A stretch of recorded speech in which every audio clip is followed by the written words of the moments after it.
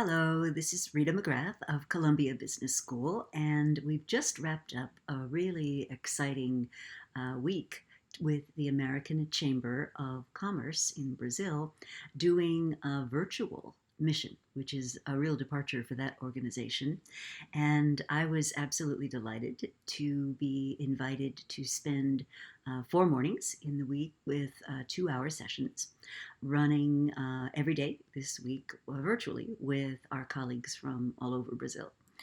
And what we were studying was how to thrive in conditions of uncertainty. So, session one is really what I call Welcome to the New Strategy Playbook. And the New Strategy Playbook really is about 6 different changes that inform the way that we have to think about strategy today. So, the first is we're going from stability to a sense of movement and change. We're going from disengagement from a business, so getting out of a business, being rare and unusual and painful, to it being done in a healthy way. We're going from resources that are being held hostage by individual powerful leaders to resources being allocated across the whole portfolio of the organization. We're going from innovation being this weird, once in a while kind of thing, to innovation being much more of a proficiency. We're going from leaders who basically tell you what to do to leaders who are much more discovery driven. And finally, we're thinking about careers in a really different way. We call them tour of duty careers. We're also going to be reflecting on what it means when you no longer compete in an industry, but instead have to think about competing in the context of arenas, where an arena represents a pool of addressable resources and different kinds of players trying to address people in that arena. So we had a really invigorating chat with lots of questions about how this might apply in an uncertain context. Session two of our program with the American Chamber of Commerce in Brazil was really thinking about what are some tools that you can use that allow you to manage uncertain environments. And one of the biggest challenges with a highly uncertain and rapidly changing environment is getting that balance right between where you're placing investments for today's opportunities and where you're placing investments for something that might be possible in the future. So I talk about the difference between present value type thinking, where you're really looking at what can I measure that's real and here and now, and option value thinking, where what I'm thinking about is what does the future hold. We also think a lot about planning to discover. I call this discovery-driven planning, and how we plan, but not a whole big long plan where you have so much uncertainty you really can't say too much, but planning to the next checkpoint or milestone. And then stopping and doing what I call race. Should we redirect? Should we accelerate? Should we simply continue? Should we exit? And the importance of being able to exit is that that's what gives you the real optionality in a given program.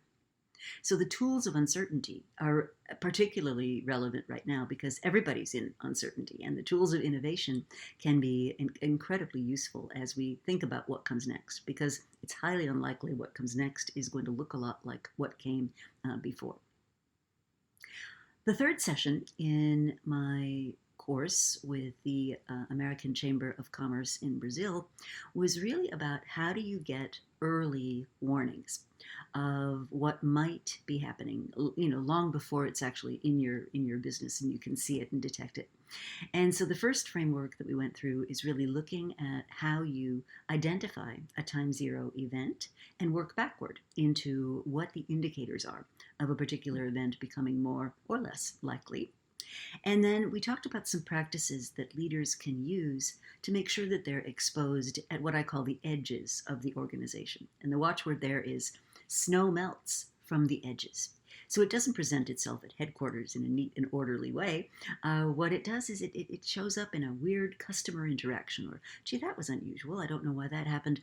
And if you're not attuned to those edges as a senior leader, you can miss some really, really important data. So in the course, we go through a set of practices that senior leaders can use to pick up those weak signals before they're obvious to everyone. Our fourth and final session together with the American Chamber of Commerce in Brazil was really about customers, and I call that competing in arenas.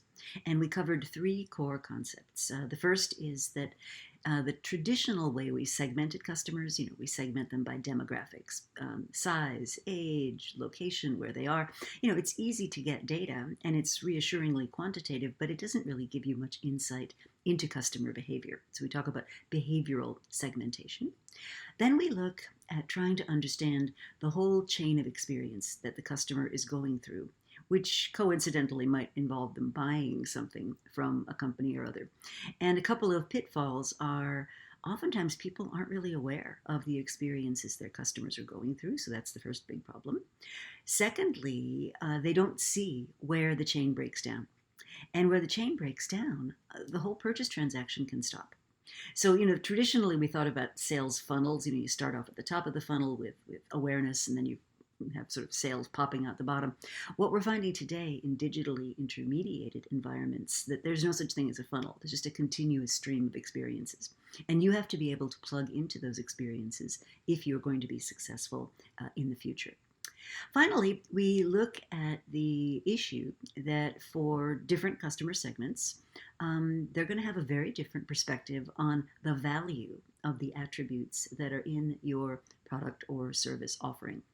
And to tease this out, I use a tool called the attribute map, which basically says some things at some point are going to be super exciting, but eventually those are going to become kind of taken for granted as usual.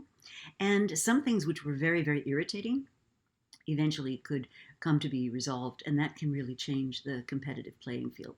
So we look not just at the attributes at any given point in time, but we look at how they evolve dynamically.